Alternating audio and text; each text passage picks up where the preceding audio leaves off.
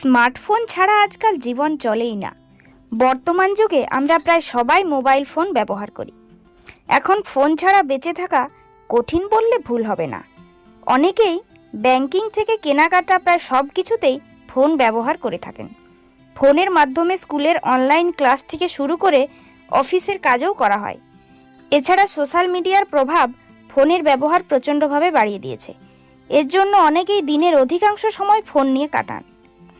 এখন সমস্যা হলো এই চড়া গ্রীষ্মে তাপমাত্রা বাড়ার সাথে সাথে খুব দ্রুত গরম হয়ে যাচ্ছে স্মার্টফোনও। ফাস্ট চার্জারেও সময় লাগছে পুরো চার্জ হতে। এই সমস্যা অত্যন্ত সাধারণ। মেনে চলুন এই সহজ কয়েকটি টিপস। ফোনের ব্যাটারি থাকবে ভালো। সবসময় ফার্স্ট পার্টি চার্জার অর্থাৎ ডিভাইসের সঙ্গে পাওয়া তার নিজস্ব চার্জার ব্যবহার করা উচিত। সাধারণত 24 ঘন্টা ফোন ব্যবহার করতে ফোনের ব্যাটারি সম্পূর্ণরূপে চার্জ করা হয়। এখন প্রশ্ন ওঠে, ফোনের ব্যাটারি কতটা চার্জ করা উচিত যাতে ফোনের ব্যাটারি দ্রুত নষ্ট না হয়? আসলে যখন ফোনের ব্যাটারি 100% পর্যন্ত চার্জ করা হয় তখন ফোনের ব্যাটারি দ্রুত নষ্ট হয়ে যাবার সম্ভাবনা বেড়ে যায়। কারণ মোবাইলের ব্যাটারি লিথিয়াম আয়ন দিয়ে তৈরি। এই ব্যাটারি 30 থেকে 50% চার্জিং হলে ভালো কাজ করে। যদি সবসময় 100% চার্জ করে রাখা হয় তাহলে সেই ফোনের ব্যাটারির ক্ষতি হয়। একটি লিথিয়াম আয়ন ব্যাটারির জীবনকাল প্রায় 2 থেকে 3 বছর থাকে। একটি স্মার্টফোনের ব্যাটারিতে 300 থেকে 500 চার্জ সার্কেল থাকে। এর মানে হলো ফোনের ব্যাটারি 0 থেকে 100% পর্যন্ত 300 থেকে 500 বার চার্জ করা যাবে।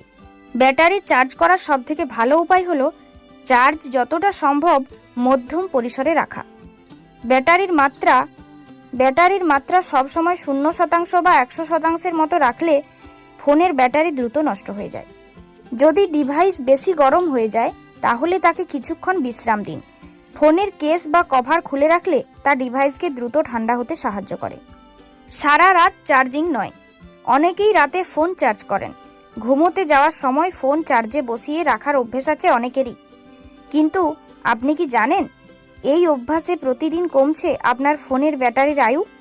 ফোন ফুল চার্জ হওয়ার পরেও চার্জার কানেক্ট করে রাখলে কমতে থাকে ব্যাটারির আয়ু। কারণ সেই সময় ফোন ফুল চার্জ হয়ে বন্ধ হয়ে গেলেও চার্জার থেকে কারেন্ট আসতে থাকে। ফলে এই অভ্যেস দিনের পর দিন কন্টিনিউ করতে থাকলে মাসখানেক পরেই কমতে শুরু করবে ব্যাটারির ক্ষমতা।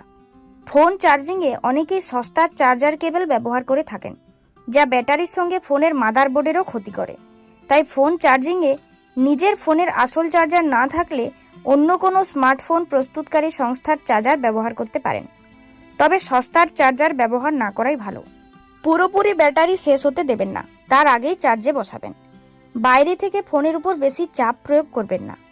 যদি ফোনে জল লেগে যায় তাহলে তা অবশ্যই সম্পূর্ণ শুকিয়ে তারপর চার্জে বসাবেন।